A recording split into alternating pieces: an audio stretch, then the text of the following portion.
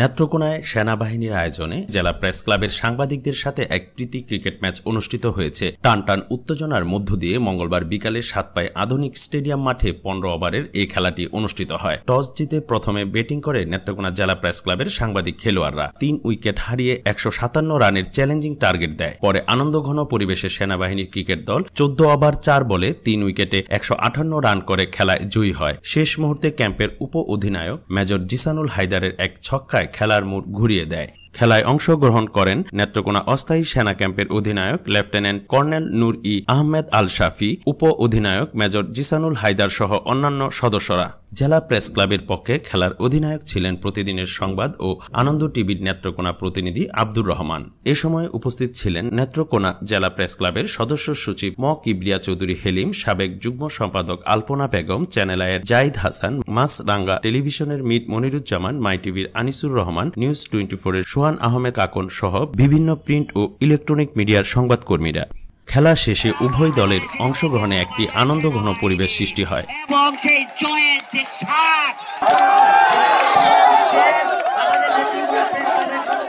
সেনাবাহিনী মনে করে অসাম্প্রদায়িক বাংলাদেশ গড়ে তোলার জন্য এটি একটি সুন্দর সম্প্রীতির উদাহরণ। সুসাংবাদিকতার মাধ্যমে এবং সেনাবাহিনীর সাথে মিলেমিশে আমরা সুন্দর একটি বাংলাদেশ, আগামীর বাংলাদেশ উপহার দিব এবং আমাদের পরস্পরের মধ্যে আমাদের সম্প্রীতি আরো ছড়িয়ে পড়বে। অসাম্প্রদায়িক একটি বাংলাদেশ আমরা গড়ে তুলব, এই প্রত্যাশায় আপনাদের সবাইকে ধন্যবাদ। খেলাটা কেমন উপভোগ করবেন? আমরা সবাই খেলাটা খুব সুন্দরভাবে উপভোগ করেছি। শেষ ওভারে এসে বাংলাদেশ সেনাবাহিনী নেত্রকোনা ক্যাম্প যেভাবে ব্যাটিং করেছে এবং ব্যাটসম্যানরা ভালো করেছে এবং নেত্রকোনা জেলা প্রেস ক্লাবের পক্ষ থেকে যারা ছিলেন ফিল্ডার এবং বোলাররা, তারাও অসাধারণ ক্রীড়া নৈপুণ্য প্রদর্শন করেছেন।